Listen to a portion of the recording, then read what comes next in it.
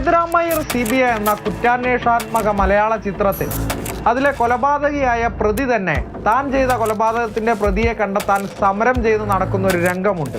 അതേ കഥ റീലിൽ നിന്ന് റിയലായ സംഭവമുണ്ട് മലപ്പുറം തൂവൂരിൽ.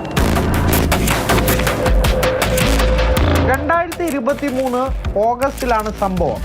സുജിത എന്ന തൂവൂർ കൃഷിഭവൻ ജീവനക്കാരിയെ കാണാതാകുന്നു. അങ്ങനെ പോലീസിൽ പരാതി വരുന്നു. പോലീസ് അന്വേഷണം ആരംഭിക്കുന്നു. അതിനിടെ പല ആരോപണം ഉയരുന്നു. പോലീസിന്റെ അനാസ്ഥയ്ക്കെതിരെ പല സമരങ്ങളൊക്കെ ഉയരുകയാണ്. ആ സമരത്തിന് മുന്നിലുണ്ടായിരുന്നത് യൂത്ത് കോൺഗ്രസ് മണ്ഡലം സെക്രട്ടറിയും പൊതുപ്രവർത്തനവും ഒക്കെ ആയിരുന്ന വിഷ്ണു എന്ന വ്യക്തി കൂടിയായിരുന്നു. അങ്ങനെ അന്വേഷണം പുരോഗമിക്കവേ പോലീസ് ഒരു നിർണായക വഴിത്തിരിവിലെത്തുകയാണ്. ഈ വിഷ്ണുവിന്റെ വീട്ടുമുറ്റത്തേക്കാണ് പോലീസ് എത്തുന്നത്. നാടാകെ നടുങ്ങി. ഇതുവരെയും വിഷ്ണുവിനെ കുറിച്ച് അങ്ങനെ ഒരു ചിത്രം ഉണ്ടായിരുന്നില്ല. ഈ യഥാർത്ഥ കുറ്റവാളിയുടെ ആ വ്യാജമുഖം അന്ന് അവിടെ പൊളിഞ്ഞു വീഴുകയാണ് ഉണ്ടായിരുന്നത്. സുജിതയെ കെട്ടിത്തൂക്കി കൊലപ്പെടുത്തിയ ആ ക്രൂര കൊലപാതകത്തിന്റെ കഥയാണ് പിന്നീട് ലോകമറിയുന്നത്. സ്വർണത്തിന് വേണ്ടിയായിരുന്നു ആ ക്രൂര കൊലപാതകം നടക്കുന്നത്. സുജിതയും വിഷ്ണുവും തമ്മിൽ നല്ല സുഹൃത്ത് ബന്ധമായിരുന്നു. ആ വിശ്വാസത്തിലാണ് വിഷ്ണു വിളിച്ചപ്പോൾ സുജിത വീട്ടിലേക്ക് വരുന്നത്. അവിടെ വെച്ച് സ്വർണം ആവശ്യപ്പെടുകയാണ് ഉണ്ടായത്. അത് നൽകാൻ സുജിത കൂട്ടാക്കിയില്ല. വിഷ്ണുവും വിഷ്ണുവിൻ്റെ സഹോദരനും പിതാവും ഉൾപ്പെടെ 4 പേരാണ് ഇവിടെ ഉണ്ടായിരുന്നത്. ബലമായി സുജിതയെ കഴുത്തിൽ ഷോളിട്ട് മുറുക്കി കൊലപ്പെടുത്തി. എന്നിട്ട് കെട്ടിത്തൂക്കി. പിന്നീടാണ് കുഴിച്ചു മൂടുന്നത്. ദൃശ്യം മോഡൽ കൊലപാതകം എന്ന് നമ്മൾ ആവർത്തിക്കത്തക്ക ഒരു സംഭവം കൂടിയായിരുന്നു അത്. വിഷ്ണുവിൻ്റെ വീട്ടുമുറ്റത്ത് തന്നെയായിരുന്നു പട്ടിക്കൂടിന് സമീപം ഈ മൃതദേഹം കുഴിച്ചു മൂടുന്നത്. പിന്നീടായിരുന്നു ഈ പ്രതിയുടെ നാട്യം. നാട്ടിലാകെ അന്വേഷണം ആവശ്യപ്പെട്ടുകൊണ്ട് സമരസമിതി രൂപീകരിച്ചു. ഫേസ്ബുക്കിൽ ഉൾപ്പെടെ പോസ്റ്റുകളിട്ടു. അങ്ങനെ ഇരിക്കുമ്പോഴാണ് പോലീസ് അന്വേഷണത്തിന്റെ നിർണായക വഴിത്തിരിവിലെത്തുന്നത്. സുജിതയുടെ ടവർ ലൊക്കേഷൻ കേന്ദ്രീകരിച്ചുള്ള അന്വേഷണമാണ് വിഷ്ണുവിലേക്ക് എത്തുന്നത്. വിഷ്ണുവിൻ്റെ വീട്ടിലേക്കാണ് സുജിത അവസാനമായി വന്നതെന്ന് പോലീസ് കണ്ടെത്തി. അങ്ങനെ പോലീസ് എത്തിയത് വിഷ്ണുവിൻ്റെ വീട്ടുമുറ്റത്തേക്ക്. ഫോറൻസിക് സംഘമെത്തി. മൃതദേഹം ഇതിനുള്ളിലുണ്ടെന്ന വിഷ്ണു മൊഴി നൽകി. അങ്ങനെ വിഷ്ണുവിനെ പോലീസ് ചോദ്യം ചെയ്തു. ഒടുവിൽ പ്രതിക്ക് കുറ്റസമ്മതം നടത്തേണ്ടി വന്നു.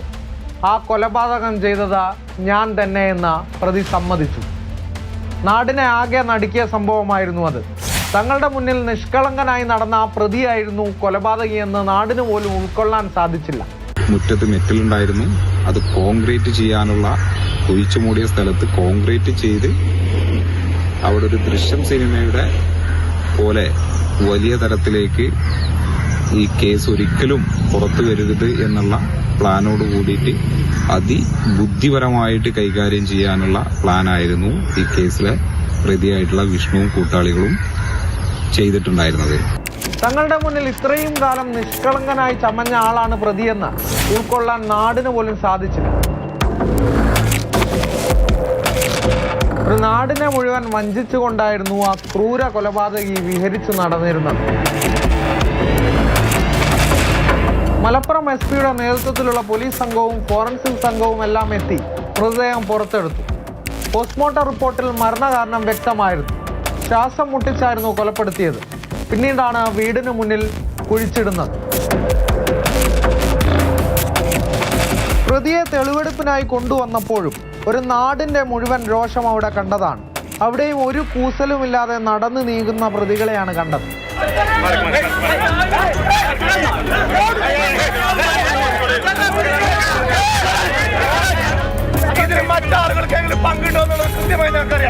ഇതായിരുന്നു ഒരു നാടിനെ തന്നെ നടുക്കിയ, മനസാക്ഷിയെ മരവിപ്പിച്ച തൂവൂർ ദൃശ്യം മോഡൽ സുജിത കൊലപാതകം. ആ നാട് ഒരിക്കലും ഓർക്കാൻ ആഗ്രഹിക്കാത്ത കറുത്ത അധ്യായമായ ക്രൂരകൃത്യം.